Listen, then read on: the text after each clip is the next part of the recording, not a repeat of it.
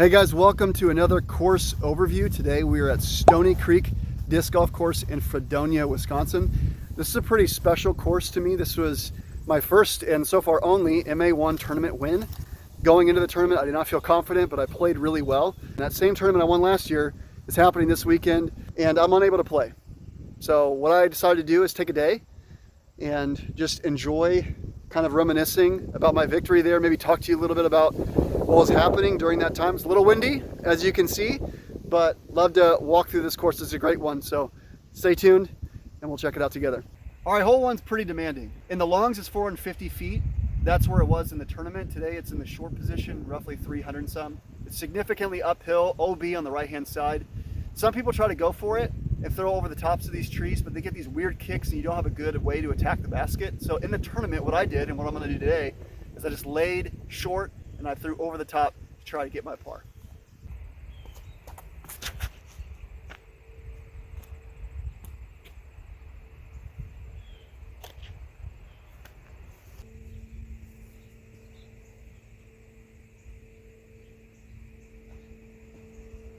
Now I placed my camera where the long position pin was in the tournament. And as you can see, it's about another 80 feet up the hill. With all these trees protecting it, you really have to throw something over the top. And if you get stuck behind one of these trees, it's really difficult to get up here. So that's why I laid up short, go over the top and get my easy three. But now I just have this putt right here to the short.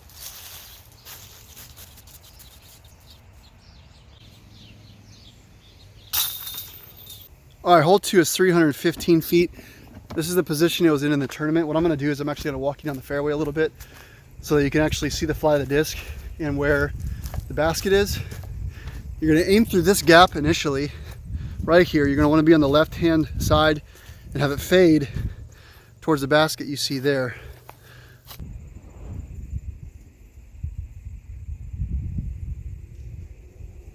This is the difficulty of this course.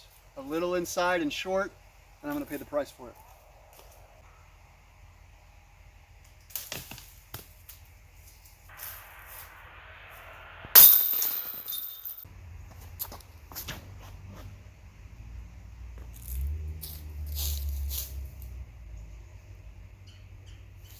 So I just threw from way up there and had it fade, and you want to throw it over the top of all this stuff right here. And I did that perfectly, and I'm right underneath the basket. This is the best shot I've ever had. It's a nice 390 foot mid-range shot. Lands pretty softly for a birdie. All right, so in the tournament, the walk to hole 3 to hole 4 was pretty nerve-wracking. So we had a shotgun start where I started the final round on hole 5. And so walking to hole 4 was the last hole, and I was one stroke ahead of the guy in second. It was just me and him pulling away, and I knew if I birdied this hole, then I'd win. And the second I let go of the disc, I knew I was right next to the basket. So this was a pretty cool moment. Hole 4 will always hold a special place in my heart. All right, hole 4, the pin you could actually maybe see it's straight ahead, but in the tournament I threw a forehand. It's about 250 feet, but it goes uphill around the corner. You can also throw a big outside backhand spike hyzer, but there's a power line and trees. I always went forehand here. So this one I'm just gonna throw something, maybe forehand, try to get up there for a birdie.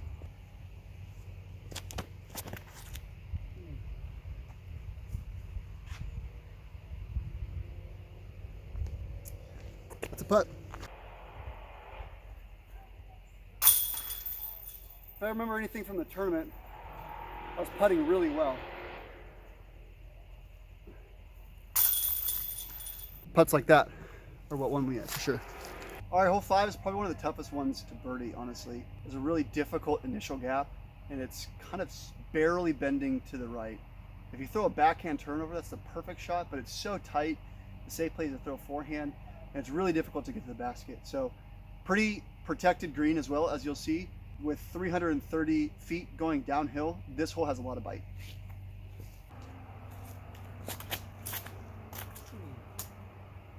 Oh, yes. Oh. This bundle of trees that have fallen down have served to protect this basket for years. It makes it a really tough birdie, even if you get the perfect shot. I'm short, so I'm gonna throw something up there, see if I can't get it.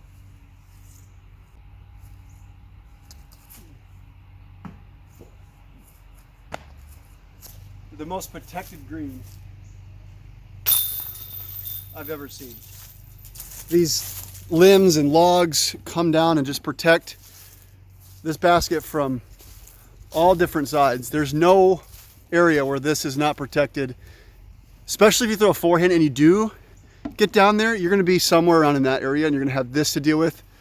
But this right here is a look back from the basket to the tee. Pretty difficult birdie to snatch. All right, hole 6 is playing 350 feet, par 3. I think we were playing the longs in the tournament, par 4, just another 100 feet past this. You can see the grade of the hill. You want to match that with a forehand, have a flex back, or you can do a flip up, ride straight as far as you can, backhand. I'm not that technical, so here we go.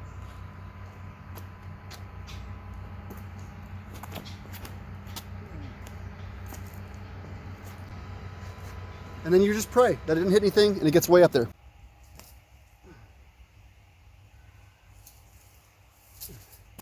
All right, hole 7's over 400 feet. It's dead straight through this gap. Main thing you have to do is hit the gap. If you hit short, you're taking a 4 probably. So punch something through the gap and give yourself a chance. Under or through.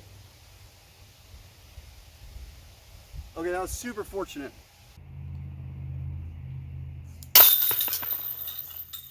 All right, it was at this point in round 1 where I was sitting at 4 or 5 over, starting at hole 5, remember. So we're on hole 8 now, 480 feet turnover. And I had a good save on the last hole, and I was stepping up to this tee box and I shanked it into the woods with the forehand, but I had an incredible save for birdie. So let's see if I can't do a little bit of a better tee shot and get a look for eagle.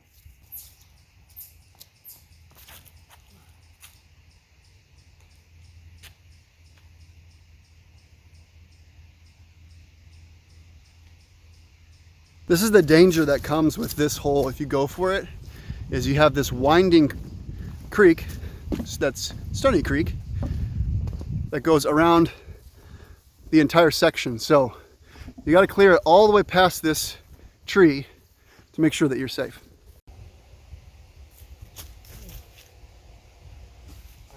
Too low. All right, hole 9 was another one I had an incredible save for par. You're going to see this skinny tree in the middle. You want to miss that either right or left. This one's a really demanding tee shot. I threw a forehand, worked out then. Let's try it again.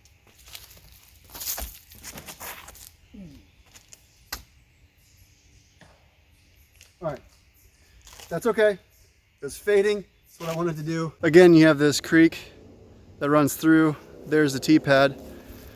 And then you even have this water on the right-hand side. Now this water, when I was playing, it had just rained, and so that water was up a little bit more. So you even had a more narrow fairway than one you have right now. But you see the basket right here in the middle of your screen. But when I was playing the tournament, it was way down in this area here. Another 100 feet, maybe 150 feet. And I went OB, and I had to throw from right here. And I threw it a forehand all the way down and still salvage my par. But hopefully, right now, I can get a birdie.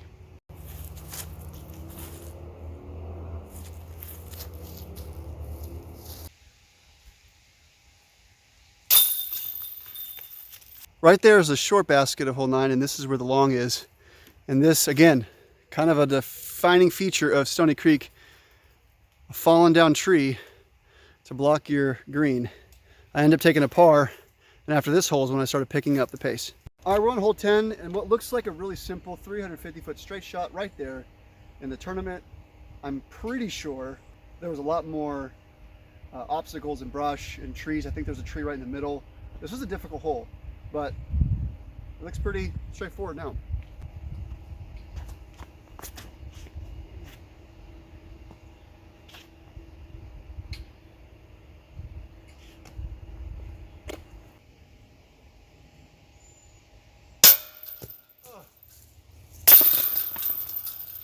All right, hole 11 is another toughie.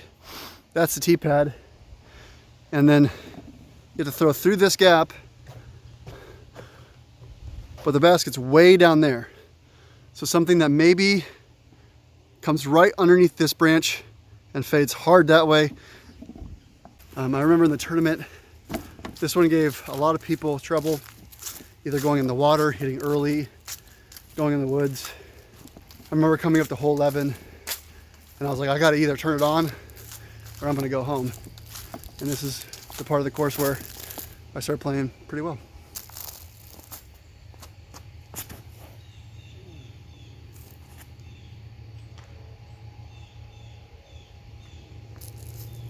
I got sneaky and I hit a tree at the end, but that's all right.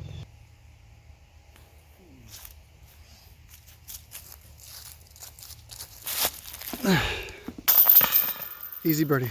All right, hole 12 is 460 some odd feet. Pretty narrow gap to hit. A lot of people hit these first trees and try to get across. There's the creek.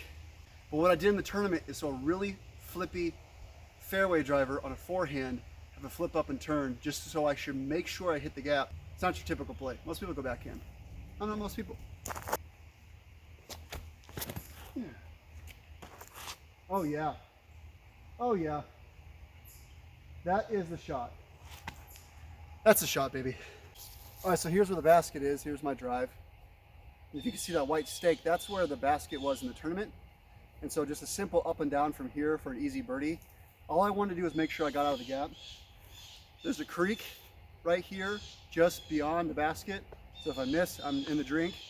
But in the tournament, I didn't really have to worry about that. But for this putt, I definitely do. Oh, I committed. That's all I wanted. Man. All right, hole 13, 250 feet. You can't see the basket. There's a jail right there. There's two very small gaps left and right. I chose the forehand in the tournament, so that's what I'm gonna do right now.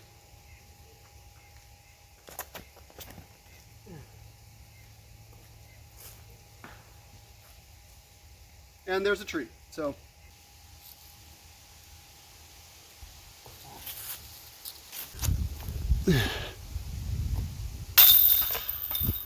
All right, hole 14. We were playing the C position, 585 feet, par 4 in the tournament. You can see that there's a couple trees on the map. There's a couple more in the fairway. This one's a tough one. The way we played it in the tournament, you can actually see the orange painted line. That's private property. Everything to the right was OB. So the safe shot was a forehand, but it could get a little squirrely.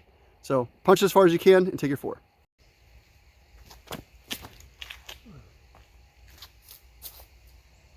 Oh, that got so lucky. That's a fine spot, but that got so lucky.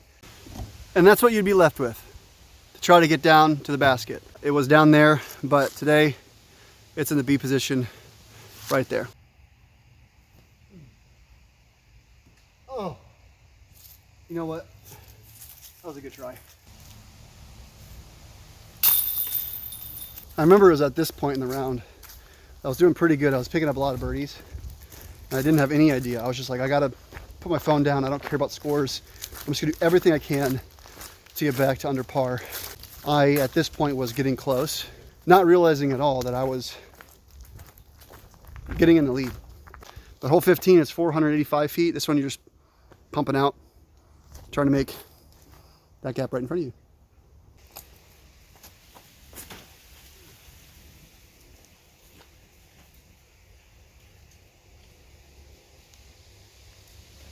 It's a pretty great shot.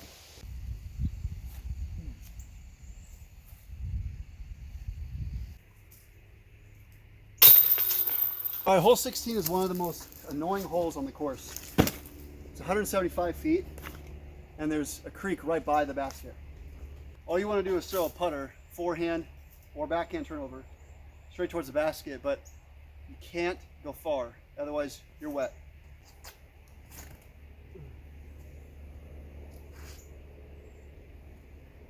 That is perfect. But you notice how close that OB creek comes.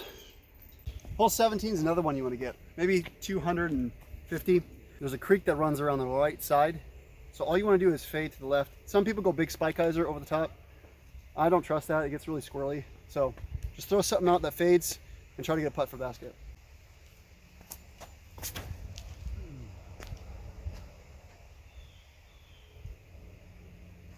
I thought I aced it. Woo! There's a tee pad. There's that spike hyzer gap that I told you about. This is the OB Creek that runs around the basket. There's my drive.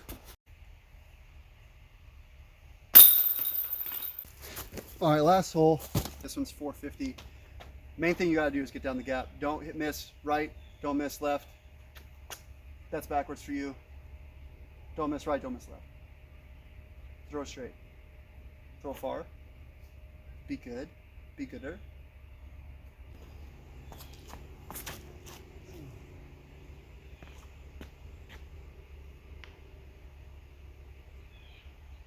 I mean, I threw it straight.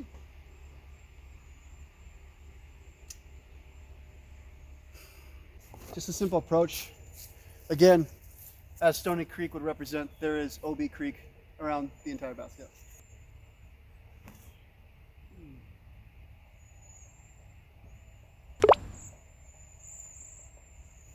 And I just threw it in there.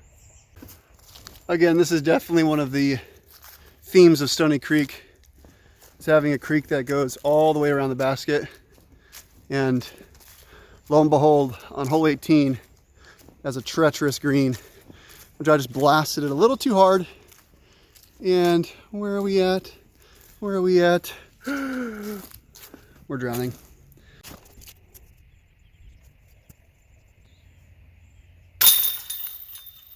Well, there you have it. Stoney Creek. It definitely puts up its fair share of difficulties. It's a great course. Love this course. I have a lot of fond memories here. Second to Amateur Worlds, best disc golf experience was winning this tournament. So, always fun to come out here and play. Hope you guys enjoyed it. Make sure you like, share, subscribe. And until next time, keep learning the game of disc golf.